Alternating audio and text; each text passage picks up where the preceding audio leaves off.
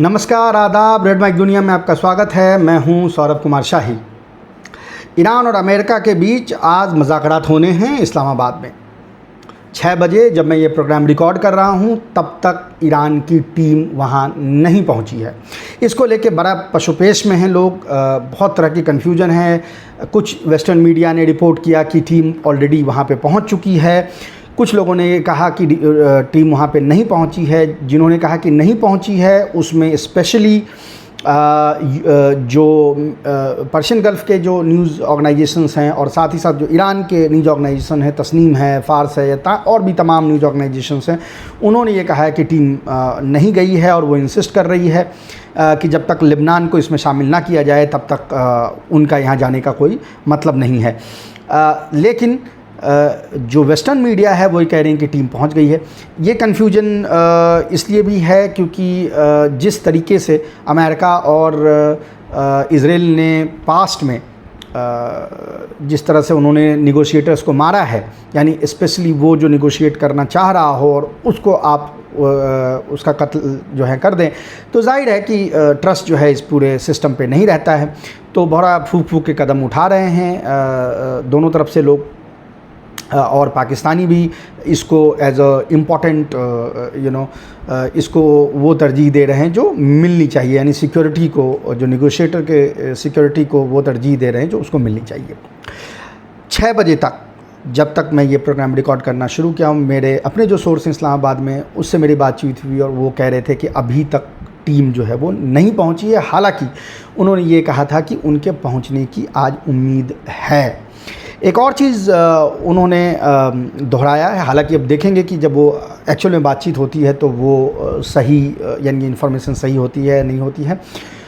एक चीज़ जो उन्होंने दोहराया है वो ये कह रहे हैं कि जो पहले के निगोशिएशंस थे, यानी अभी जो ओमान में हो रहे थे या जिनेवा में हो रहे थे, उससे ये निगोशिएशन इस मामले में भी थोड़े डिफरेंट हैं कि निगोशिएशन इस बार डायरेक्ट होने हैं। यानी फॉरेन मिनिस्टर, जैसे आपको याद होगा, ओमान के जो फॉरेन मिनिस्टर थे बदर अल बुसैदी, वो कमरों के बीच जो है गो बिटवीन का काम कर रहे थे। वो पर्चियाँ लेके जाते थे और वो भेजते थे, लेके आते थे। अब ये कहा जा रहा है कि इस बार ये नहीं है, डायरेक्ट मुज़ाकरात होने हैं, यानी बातचीत जो होगी वो ऐसे होनी है कि आप यानी दोनों तरफ से जो रिप्रेजेंटेटिव होंगे वो डायरेक्ट इसमें बात करेंगे, ऐसा कहा जा रहा है। हालांकि जब ये बात होगी तब ये देखा जाएगा कि इसमें कितनी सच्चाई है। एक और चीज़ जो इसको फैसिलिटेट करने के लिए यानी पाकिस्तान फॉरेन अफेयर्स, यानी उसके जो फॉरेन मिनिस्ट्री है उसने वो किया है, वो ये कि उन्होंने ईरानी और जो अमेरिकन जर्नलिस्ट आ रहे हैं उनको वीज़ा ऑन अराइवल दे रहे हैं। वो जर्नलिस्टों को वीज़ा ऑन अराइवल नहीं देता है पाकिस्तान, लेकिन चूँकि एक्स्ट्राऑर्डिनरी सिचुएशन है, एक्स्ट्राऑर्डिनरी सर्कमस्टांसेस हैं, तो जो भी जर्नलिस्ट दोनों तरफ से आएंगे उनको वीज़ा दिया जाएगा ऑन अराइवल। तो ये सारी तैयारियां भी हो रही हैं। जैसा मैंने कहा, 6 बजे तक जब हम ये आपके लिए रिकॉर्ड कर रहे हैं तब तक पाकिस्तान में ईरानी टीम नहीं पहुंची थी। जहां तक अमेरिका का सवाल है तो ये भी ध्यान रखें कि अमेरिका भी कई डेकॉय भेजता है। कई प्लेन्स आती हैं, डेकॉय प्लेन्स होती है, आपको पता नहीं होता, 3 प्लेन एक जैसे ही आएंगी, उसमें किस में वो बैठा हुआ है वो पता नहीं, क्योंकि अमेरिका को भी पाकिस्तान में ही डर लगता है कि भाई अब हुकूमत जो हो लेकिन आवाम तो एंटी अमेरिका है, तो वो कुछ इस तरह का कुछ वहाँ पे मिस एडवेंचर ना हो जाए। जहाँ तक बातचीत का सवाल है, जो हिजबुल्लाह को इंसिस्ट कर रहा है ईरान की, उसको इसमें शामिल किए बगैर ये बात आगे नहीं बढ़ेगी। कल से ये देखा जा रहा है कि जो नंबर ऑफ़ शिप्स हैं उनकी संख्या बढ़ी है, लेकिन मोस्टली वही शिप्स हॉर्मुज़ से पास कर रहे हैं जो ईरान से कोऑर्डिनेट कर रहे हैं, और इसमें एनर्जी शिप्स जो हैं वो नहीं हैं। आज भी अभी दिन तक एक रशिया की जो शिप थी वो बल्क लोड शिप गई है, लेकिन एनर्जी शिप्स अभी भी वहाँ से नहीं निकली हैं। तो बिना यानी वॉर को रीस्टार्ट किए हुए लेवरेज ईरान अपना रखे हुए है कि अगर ये हमारे मन मुताबिक अगर ये नहीं होता है तो हम इस पे अपना लेवरेज बनाए रखेंगे। हिजबुल्लाह को पे इंसिस्ट करने के पीछे कई रीज़न हैं। कई लोग ये कहते हैं कि ये सिर्फ आइडियोलॉजिकल रीज़न है कि आप रेसिस्टेंस एक्सिस की बात करते हैं और अगर इसमें हिजबुल्लाह शामिल ना हो तो फिर कैसे होगा। वो ये भी हवाला देते हैं कि जब पिछली बार निगोशिएशंस हुए थे 12 रोज़ा जंग के बाद, तो उसमें हमास तो शामिल नहीं था, तो फिर हिजबुल्लाह इसमें क्यों शामिल हो। अव्वल तो ये दोनों चीज़ें अलग अलग है। हमास रेसिस्टेंस एक्सिस का हिस्सा नहीं है। रेसिस्टेंस एक्सिस हमास के साथ काम करती है, उसकी तुलना में हिजबुल्लाह रेसिस्टेंस एक्सिस का हिस्सा है। तो ये एक मेजर फ़र्क है। दूसरा ये भी मैं बताऊं कि पिछले बार जब 12 रोज़ा जंग के बाद सीज़ फायर हुई थी, तो वन ऑफ द कंडीशंस जो ईरान का था वो ये भी था कि this ceasefire should lead to a possible settlement in Palestine also.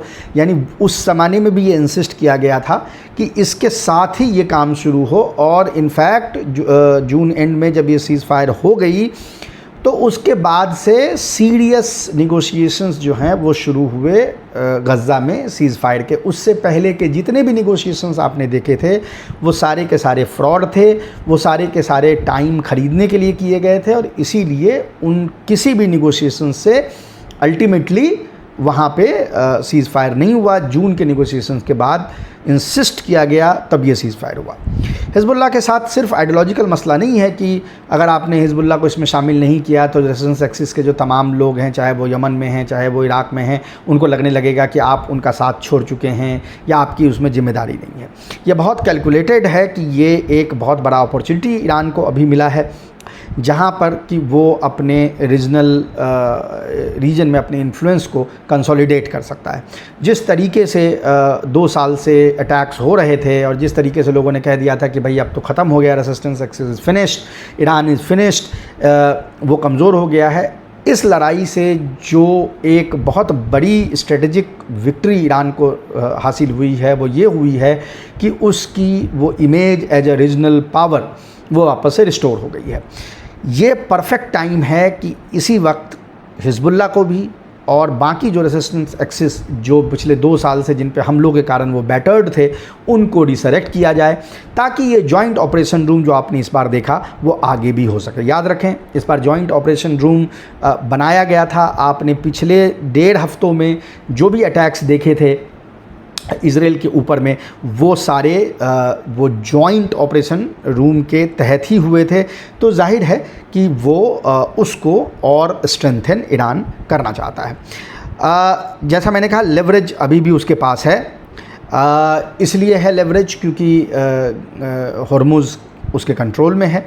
अभी भी वो हॉर्मुज़ में सारी चीज़ें कंट्रोल कर रहा है। एक बहुत इंटरेस्टिंग चीज़ मैं आपको यहाँ पे बताऊँ, जो बहुत इंटरेस्टिंग एस्पेक्ट है कि अमेरिका के सारे एलाइज़, चाहे वो यूरोपियंस हो, चाहे वो एशियन एलाई हो यानी जापान हो, साउथ कोरिया हो, पर स्पेशली साउथ कोरिया और यूरोपियन एलाइज़ इंडिविजुअल लेवल पे और यूरोपियन यूनियन के तत्वावधान में भी ईरान के साथ निगोशिएट करके अपने शिप्स निकालने की कोशिश कर रहे हैं।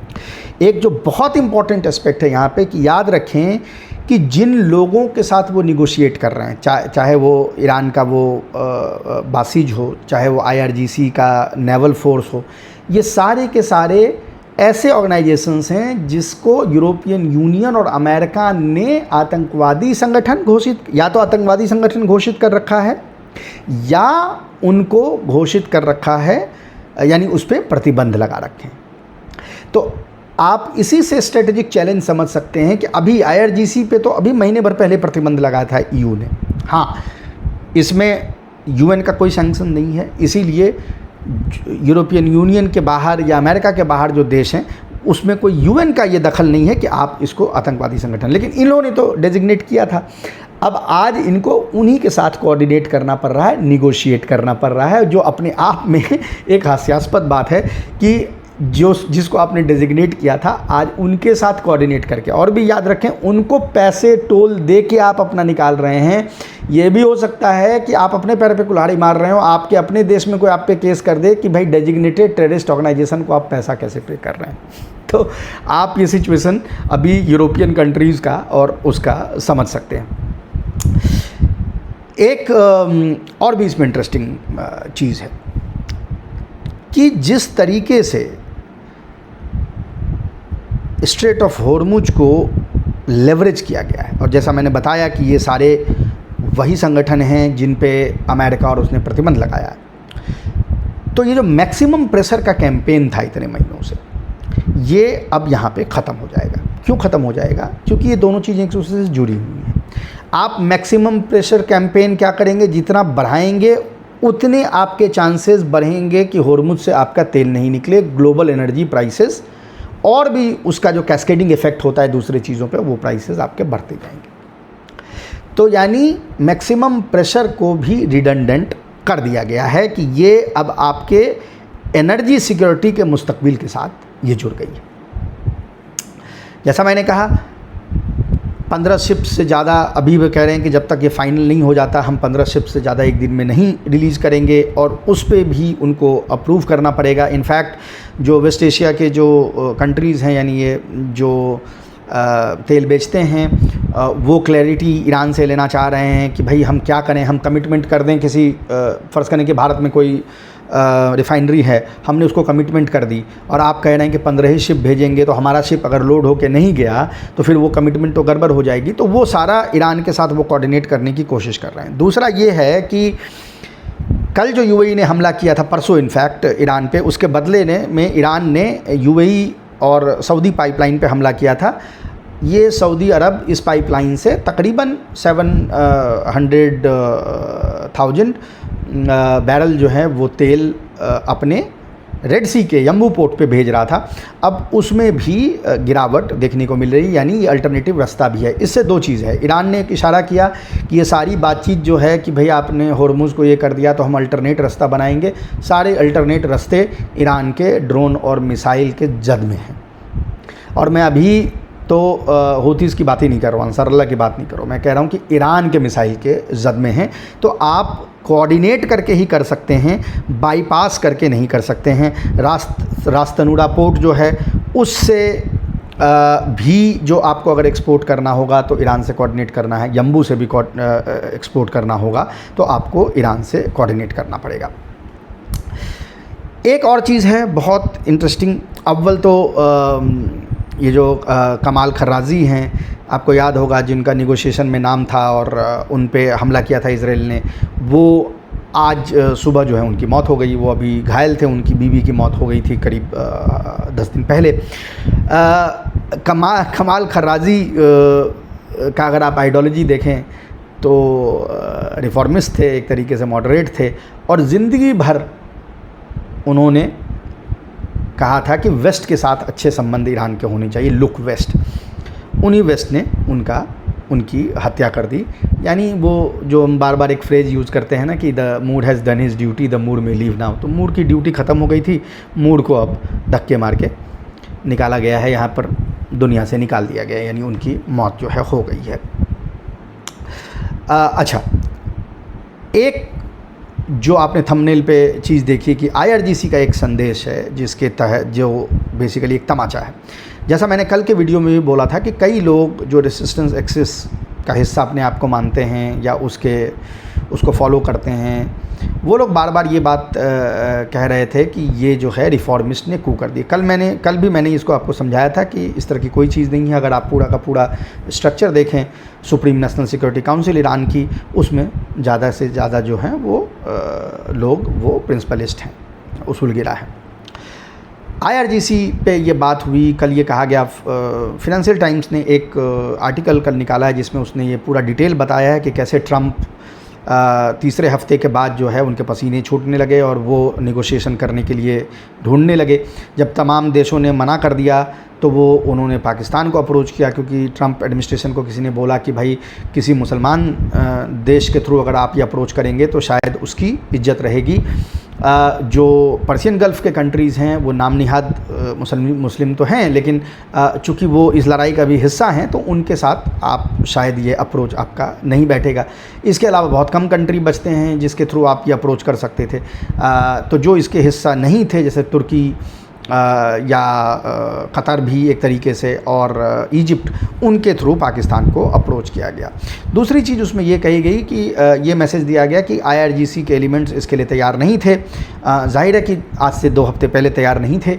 वो और पर्टिकुलर जो उन्होंने कहा था कि हम एक सर्टेन अमाउंट ऑफ पनिशमेंट दे देंगे तभी हम बातचीत पे आएंगे, वो करना चाहते थे, और वो उन्होंने उसके बाद वो तैयार हुए। और ये भी कहा जा रहा है कि अब जो निगोशिएशन की टीम आएगी, आपको याद होगा पिछली बार सेंटकॉम के कमांडर को भेजा था अमेरिका ने, अब ये इस चीज़ की तस्दीक ईरान से की गई है कि जो निगोशिएशन टीम आएगी उसमें IRGC का एक जर्नल मौजूद रहेगा। किस लेवल का रहेगा, उसकी रैंक क्या रहेगी, ये सब चीज़ें और जब हमें और मालूमात मिलेगी आपको बताएंगे।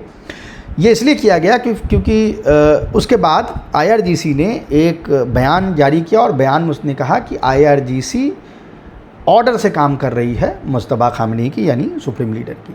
तो ये जो एक जिसको कहते हैं फितना क्रिएट करने की कोशिश थी बहुत लोगों की, जो प्रिंसिपलिस्ट थे और ज़्यादा अति उत्साहित जो कुछ लोग होते हैं, उनकी कोशिश थी कि दिखाने की कि ये ठीकरा जो है निगोशिएशन का वो फोड़ दिया जाए रिफॉर्मिस्ट और मॉडरेट्स पे।